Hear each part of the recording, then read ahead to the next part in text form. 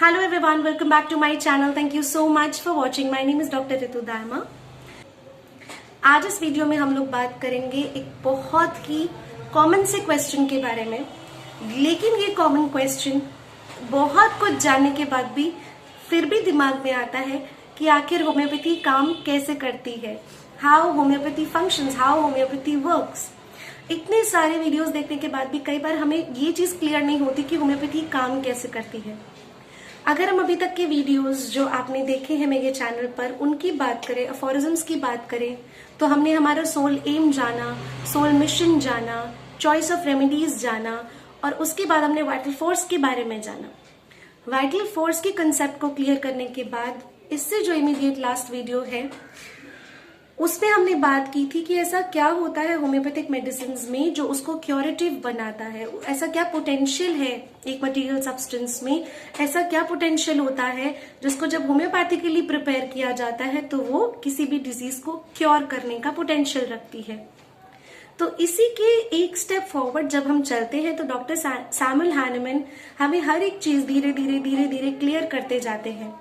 वो क्लियर इस तरह से करते हैं कि जैसे उन्होंने एक अफोरिज्म बताया तो उन्हें पता है कि क्या क्या क्वेश्चंस दिमाग में आ सकते हैं और उन्हीं को वो आगे बढ़ते धीरे धीरे वो उन्हें उनके आंसर्स हमें देते हैं। तो इसीलिए बहुत ज्यादा जरूरी है और इसीलिए मैं ये करती हूँ कि मैं एक एक स्टेप फॉरवर्ड एक एक अफोरिज्म आपको बता रही, ना कि बीच बीच में से मैं कोई भी अफोरिज्म उठाकर आपको समझाने लगूं, क्योंकि एक लिंक है हर एक अफोरिज्म का उसके नेक्स्ट अफोरिज्म से, पिछले अफोरिज्म से एक लिंक है। तो क्यों ना हम इस जो सीढ़ी है ऑर्गेनॉन ऑफ मेडिसिन को पढ़ने की, इसको स्टेप बाय स्टेप चले, ना कि स्किप करते हुए चढ़े। तो हम इसको स्टेप बाय स्टेप चढ़ेंगे और इसी के साथ जो नेक्स्ट है उस कंसेप्ट में हम जानेंगे कि होम्योपैथी काम कैसे करती है, होम्योपैथी काम कैसे करती है। साथ में डॉक्टर सैमुअल हैनेमैन हमें बताते हैं कि ओल्ड स्कूल में जो एलोपैथी प्रैक्टिस होता था या ओल्ड स्कूल फिजिशियंस जो है, एलोपैथिक सिस्टम के बारे में उनका क्या कहना है, उस समय की प्रैक्टिसेस देख कर वो कितने निराश हो जाया करते थे, या फिर उनके माइंड में ऐसा क्या है जिसकी वजह से होम्योपैथी की खोज हुई।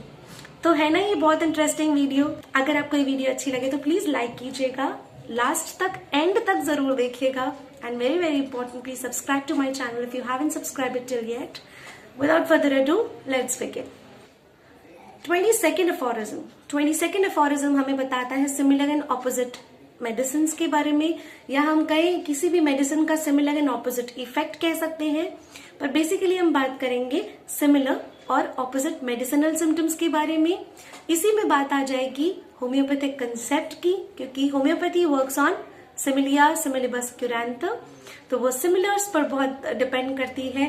तो सिमिलर और ऑपोजिट मेडिसिनल सिम्टम्स के बारे में अफोरिज्म नंबर 22 हमें क्या कहता है, but as nothing is to be observed in disease that must be removed in order to change them into health besides the totality of their signs and symptoms. तो हम अभी तक जान चुके हैं कि टोटलिटी ऑफ सिम्टम्स जनरेट किया जाता है, टोटलिटी ऑफ सिम्टम्स को हम रिमूव करते हैं, totality of symptoms, science and symptoms, totality of what, science and symptoms. तो beside as nothing is to be observed in disease, एक बीमारी में कुछ भी ऐसा देखने वाला नहीं है दैट मस्ट बी रिमूव, जिसे रिमूव किया जा सके। सिर्फ और सिर्फ बीमारी अपने आप को प्रेजेंट कैसे करती है, साइंस एंड सिम्टम्स, जिनकी हम टोटलिटी बना लेते हैं। And likewise medicine can show nothing curative, इसी तरीके से मेडिसिन भी कुछ अपने अंदर क्योरेटिव शो नहीं कर सकती। जैसे डिजीज कुछ शो नहीं करता, सिर्फ साइन और सिम्टम्स शो करता है, उसी तरह से मेडिसिन भी कुछ शो नहीं करती अपने अंदर क्योरेटिव। क्या शो करती है, their tendency to produce morbid symptom in healthy person, healthy person के अंदर अबनॉर्मल सिम्टम्स जनरेट करने की, प्रोड्यूस करने की जो उसकी क्षमता है वो शो करती है। And to remove them in disease person, और उन्हीं सभी सिम्टम्स को वो डिजीज पर्सन में रिमूव करती है। It follows on the other hand that medicine only become remedies and capable of annihilating disease because the medicinal substances by exciting certain artificial morbid state remove and abrogate the symptoms already present, to wit the natural morbid state we wish to cure. इसका मतलब क्या है, इसी तरह से doctor Samuel Hahnemann क्या कह रहे हैं कि जो भी एक मेडिसिन है वो रेमेडी कब बनती है, वो रेमेडी तब बनती है जब वो किसी भी डिजीज के sign and symptoms, morbid sign and symptoms को रिमूव करती है, एनिहिलेट करती है, नष्ट करती है, तो वो एक मेडिसिनल सब्सटेंस, एक रेमेडी बन जाता है। वो उन सबको रिमूव करने के बाद जब एक हेल्दी स्टेट पर एक इंसान को लेकर आती है तो वो रेमेडी कहलाती है, जैसे मैंने आपको ये लास्ट वीडियो में भी बताया था। Now what happens is, on the other hand, it follows that for the totality of symptom of the disease to be cured, अब इस टोटालिटी को जो हमने लिया है, इस टोटालिटी को किसी भी डिजीज की अगर क्योर करना है तो क्या करेंगे?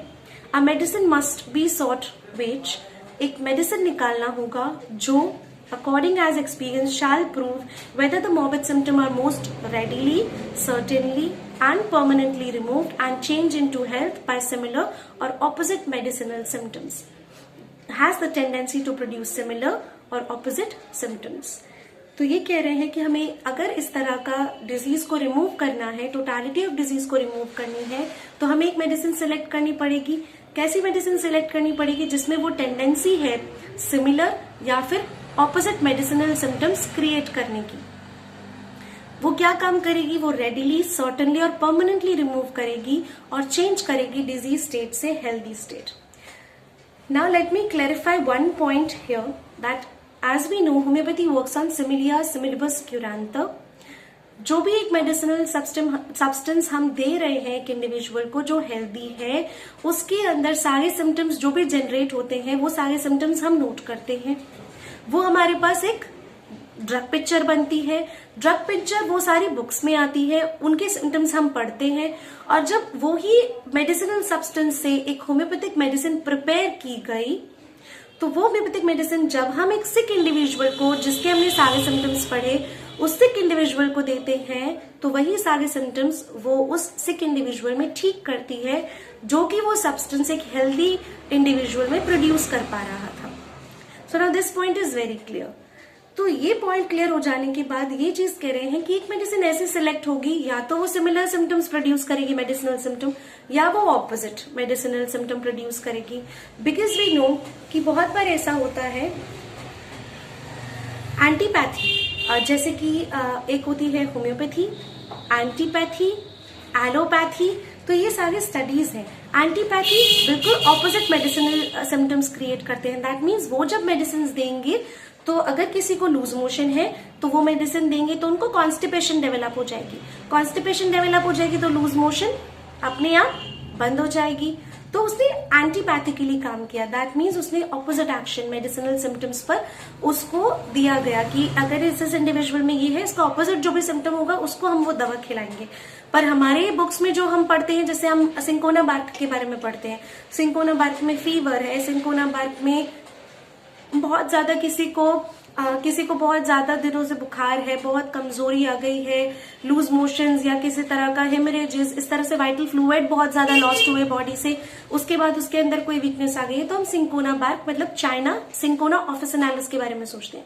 अब यही सारे सिम्टम्स जब हम एक सिक इंडिविजुअल में मिलेंगे तो हमको उनको होम्योपैथिक मेडिसिन सिंकोना ऑफिसिनालिस देनी है उनको ठीक करने के लिए।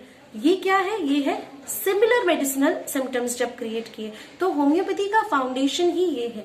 तो एक मेडिसिन ऐसे सिलेक्ट होगी जो कि वो सब्सटेंस या तो सिमिलर सिम्टम्स प्रोड्यूस करता होगा या ऑपोजिट। इन्हीं दो तरीकों से साइन एंड सिम्टम्स को रिमूव करके एक टोटालिटी ऑफ डिजीज को हटाया जा सकता है और क्योर अचीव किया जा सकता है।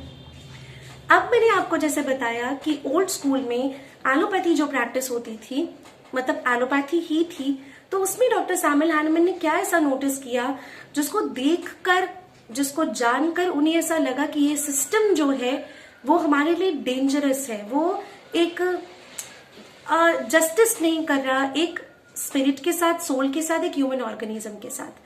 So let's understand that point. The other possible, ये footnote है, the other possible mode of employing medicine for disease beside these two. अब एक मेडिसिन अगर दे रहे हैं किसी बीमारी में, तो इन दो मोड्स के अलावा एक तीसरा मोड भी है, the two allopathic mode in which medicines are given whose symptoms have no direct pathological relation to the morbid state, जिसका कोई pathological relationship होता ही नहीं abnormal state के साथ, consequently are neither similar ना opposite। अब इस footnote को 5th edition और 6th edition दोनों में लिखा गया है। कुछ लाइंस जो है 6th एडिशन में 5th एडिशन का सेम लेके कुछ पॉइंट्स ऐड किए गए हैं। और 5th एडिशन के बारे में मैं आपको आज बता रही हूँ। 6th एडिशन अगर आप खुद भी पढ़ेंगे तो आपको समझ आ जाएगा, अगर आपको 5th एडिशन का पॉइंट क्लियर है तो। और अगर आपको 6th एडिशन वाली लाइंस का भी अगर नहीं कुछ इश्यू लगता है या समझ नहीं आता है तो कमेंट बॉक्स में जरूर लिख दीजिएगा। मैं नेक्स्ट वीडियो में इसी एफोरिज्म का फुटनोट आपसे एक्सप्लेन कर दूंगी 6th एडिशन का। पर आज इस वीडियो में सिर्फ 5th एडिशन के बारे में बात करेंगे। So it says merely an imperfect and injurious imitation of the extremely imperfect efforts। अब ये ओल्ड स्कूल के बारे में इन्होंने लिखा है काफी कुछ, कि उसका एक अलग ही तरीका हेट्रोजेनस मोड है, प्रैक्टिस करने का अलग तरीका है, बीमारी में सिम्टम्स को देखने का अलग तरीका है, merely imperfect है, injurious है। किसके लिए injurious है? injurious है, extremely imperfect तरीका है, efforts है, merely an imperfect and injurious imitation of the extremely imperfect efforts of unintelligent, merely instinctive vital force, which, when made ill by noxious agents, strives to save itself at whatever sacrifice by the production and continuance of morbid irritation in the organism। तो ये सब noxious influences से vital force को इतना ज्यादा बीमार, vital force को इतना ज्यादा लो, इतना वीकेंड बना दिया जाता है एक नॉक्शियस एजेंट से, कि अगर वो वाइटल फोर्स अपने आप को कोशिश करे भी अपने आप को ठीक करने की, अपनी ही वाइटल फोर्स जो है जब अपने आप को रिजुविनेट करने की कोशिश करे तो वो कर नहीं पाती है। नॉक्शियस एजेंट्स का हमारे वाइटल फोर्स को वीकन करने में इतना ज्यादा हाथ होता है।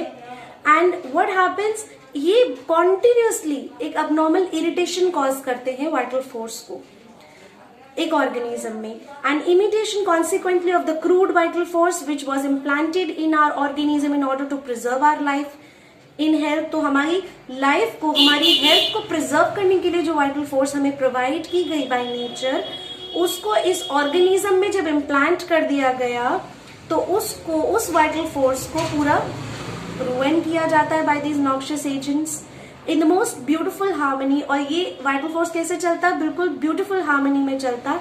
लेकिन जब डिजीजेस इसको डीरेंज कर देते हैं, वो so constituted as to admit of being again change to health, तो इसको वापस जो है हेल्थ में कौन लेकर आ सकता है?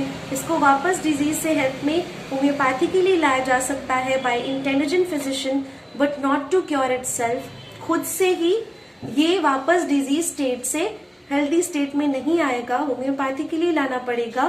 For which the little power it possesses so far, ताकि जो ये जो थोड़ी बहुत पावर बची हुई है, what is exactly said here, कि जब ये नॉक्शियस एजेंट्स की वजह से हमें जो इतना ब्यूटीफुल हार्मोनियस चलता हुआ वाइटल फोर्स प्रदान किया गया, वो वाइटल फोर्स अब वीकेंड हो जाता है। वो बहुत सैक्रिफाइस कर चुका होता है, नॉक्शियस एजेंट्स उसको पूरा खत्म कर चुके होते हैं ऑलमोस्ट, बिल्कुल उसकी जो एक पावर है, रिजुविनेटिंग पावर है, उसको वीकेंड कर चुके होते हैं। तो वो किसी डिजीज को क्योर नहीं कर सकता, वो वापस जो है हेल्दी स्टेट में लाने का काम कौन कर सकते हैं? होम्योपैथी के लिए एक इंटेलिजेंट फिजिशियन, एक इंटेलिजेंट होम्योपैथ उसको वापस उस स्टेट में लेकर आएगा। और जो थोड़ी बहुत पावर उसके पास जो बची होगी, that all the changes and symptom it produces in the morbidly deranged organism are just the disease itself। जो थोड़ी बहुत और जो उसके पास पावर बची होगी, जिसकी वजह से वो साइंस एंड सिम्टम्स हमें बता पा रहा होगा, एक्सटर्नली रिप्रेजेंट कर पा रहा होगा, शो कर पा रहा होगा, वो कुछ नहीं, वो बीमारी है, वो डिजीज है। But this injudicious system of therapeutics, injudicious is old school practice, allopathic practice, ये जो injudicious system है therapeutics का old school of medicine में, can no more be passed by unnoticed, that can history omit to record the thousands of years of oppression of which mankind has been subjected under the irrational despotic governments। और ये चीज बहुत समय से चलती ही आ रही है, अनरैशनल तरीके से इनजस्टिस होता जा रहा है, इनजुडिशियस मैनर में ये प्रैक्टिसेस चलती जा रही हैं। और इसको पूरा समर्थन भी मिलता है ओल्ड स्कूल मेडिसिन को, प्रैक्टिस को। So this is basically the footnote, and that is why the sufferings was not tolerated by Dr. Hahnemann, और Dr. Hahnemann ये सब नहीं देख पाते थे। ये जो किया जाता था, ये जो प्रैक्टिसेस होती थी, इसका जो पूरा है एक्सप्लेनेशन, क्या क्या प्रैक्टिसेस होते थे, वो 6th एडिशन में दिया गया है। आप उसे रीड कीजिएगा, आपको बहुत कुछ समझ आएगा। तो वो जो प्रैक्टिसेस थी उससे वो इतने डिसहार्टेंड हुए थे कि वो बार बार रिसर्चेस किया करते थे। And what comes in our hand, ये मिराकुलस पैथी, मिराकुलस साइंस, जिसका नाम होम्योपैथी है। And for all those homeopathy lovers, आप सभी जो होम्योपैथी प्रैक्टिस करते हैं, पसंद करते हैं, होम्योपैथी लेते हैं, होम्योपैथी पर विश्वास रखते हैं, आई होप आप लोग का विश्वास ऐसे ही बना रहे होम्योपैथी पर। बिकॉज हो सकता है एक होम्योपैथ आपको ठीक करने में सक्षम ना हो पाया हो, वो आपको ठीक अच्छे से नहीं कर पाया हो, बट मेरी आपसे रिक्वेस्ट है कि होम्योपैथी पर से विश्वास ना गवाएं। होम्योपैथी बहुत अच्छी है। हो सकता है होम्योपैथ से कोई गलतियां हो जाए आपका केस देखने में या आपको ठीक करने में, आपको क्योर प्रोवाइड करने में, बट दैट डजंट मीन कि होम्योपैथी में ऐसे मेडिसिन नहीं है जो आपको ठीक ना कर सके। So homoeopathy is a wonderful miraculous science and you should believe. Thank you so much for watching this video very patiently. और मेरा कोशिश ये रहेगा कि आपका विश्वास इसी तरह से होम्योपैथी पर बना रहे। ऐसे ही बहुत अच्छे अच्छे वीडियोस मैं आपसे शेयर करती रहूंगी। आगे हम ऑपोजिट और जो सिमिलर सिम्टम्स है, होम्योपैथिक मेडिसिनल सिम्टम्स और एंटीपैथिक जो है, एंटीपैथी मोड ऑफ मेडिसिन, उनके बारे में भी बात करेंगे नेक्स्ट 2 aphorisms में। तो जल्दी लेकर आऊंगी अपनी वीडियो। तब तक ध्यान रखिए, खुश रहिए, होम्योपैथी से जुड़े रहिए, चैनल को सब्सक्राइब कर लीजिएगा। Bye bye.